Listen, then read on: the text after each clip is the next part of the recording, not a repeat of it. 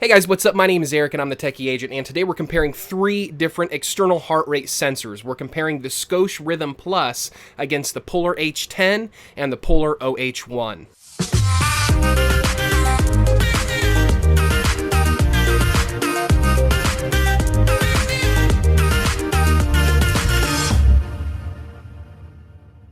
Now, this is a little bit of an apples to oranges comparison because the Scosche Rhythm Plus and the Polar OH1 are both optical sensors, whereas the Polar H10 is actually one of the chest straps that instead of using light to read your blood pulsations, it's actually reading your electrical signals from your heart. So that means that the Polar H10 is going to be inherently more accurate than the other two, but it kind of gives us a good base to go off of. You know, a typical chest strap that reads your electrical signals is going to be extremely accurate, and that's my expectation for the Polar H10, is that it's going to be very accurate. But we're going to compare the results of the Polar H10 against the results of the Scosche Rhythm Plus and the Polar OH1 to see if those stack up against something as good as the Polar H10. Now, the Scosche Rhythm Plus has been around for a long time. I've been using it now for at least 2 years with good results. The problem with the Scosche Rhythm Plus is that there have been some substantial quality control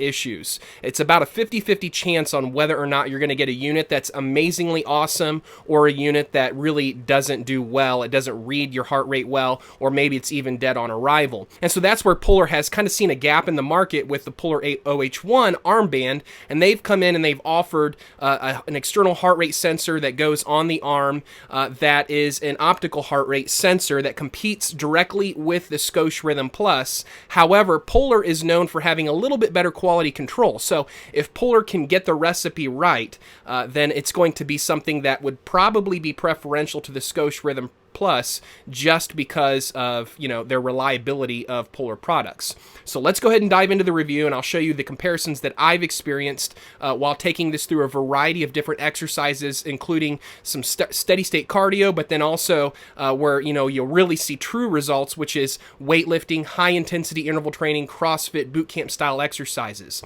Now, the reason why those kinds of exercises are the true test is because most sensors, even optical heart rate sensors on the wrist, like the one I have here with my Apple Watch, do a pretty decent job tracking things like steady state cardio, jogging, and cycling. But where they tend to fall apart is once you start going into the gym and doing gym-based exercises, doing strength training exercises, CrossFit boot camp style exercises, high intensity interval training.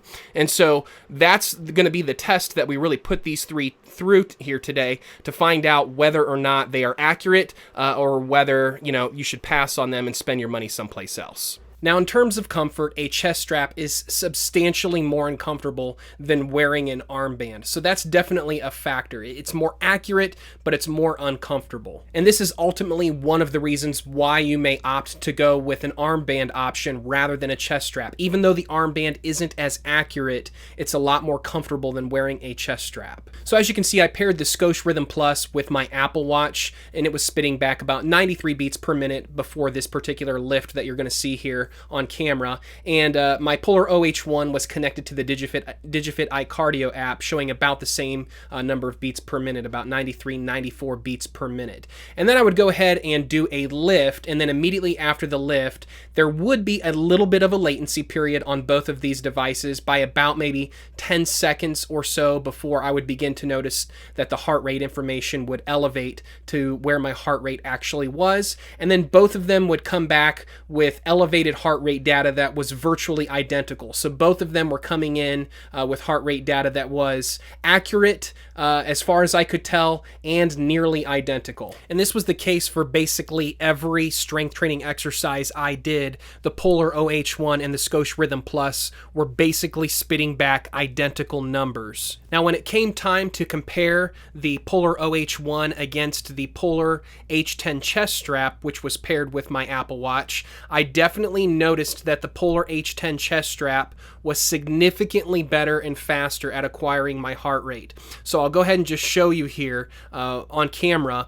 Immediately after this exercise, you'll notice that the Polar OH1 is showing at about 118, 120 beats per minute, but already the chest strap in real time has figured out what that heart rate already is, about 148, 150 beats per minute, and it was definitely taking the Polar OH1 an additional 5 to 10 seconds to get that data, whereas the Polar H10 was getting that data instantaneously. And that was the case for pretty much every strength training exercise that I did. The armbands would have about a 10 or 15 second latency, whereas the Polar H10 chest strap was instantaneous in getting results.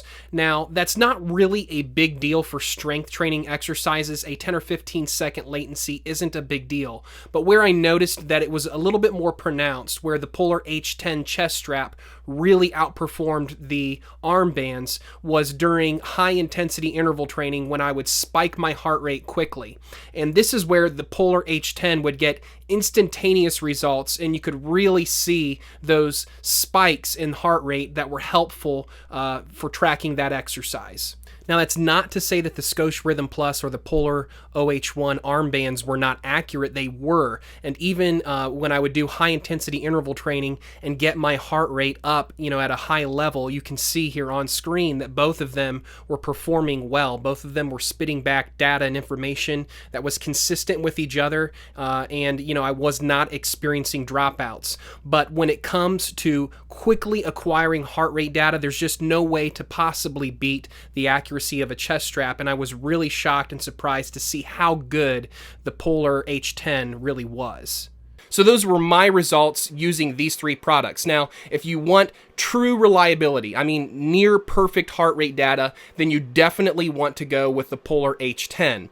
It's going to be a little bit more uncomfortable to wear the chest strap, but I'm telling you, you're going to get results that are near perfect with the Polar H10 chest strap. Now, if you are willing to sacrifice a little bit of accuracy and you just want to get a good estimate of your heart rate, and have something that's a little bit more comfortable and wear it on your arm rather than on your chest, then I would recommend the Polar OH1. Now, I feel that it's probably preferential to the Scosche Rhythm Plus, not because it's necessarily more accurate or anything like that. In terms of accuracy, it's about the same, but you're going to get about the same price point as the Scosche Rhythm Plus, and you're going to get Polar's reliability. I've had lots of people writing in saying that the Polar OH1 has been a great product for them. I haven't seen any quality control issues like I've seen with the Scosche Rhythm Plus. So keep in mind that both of these devices, the Polar OH1 and the Polar H10, are both Bluetooth devices, meaning that they'll be compatible with any app on your phone that accepts an external heart rate sensor via Bluetooth, and these will also be compatible with any wearable that accepts a Bluetooth external heart rate sensor,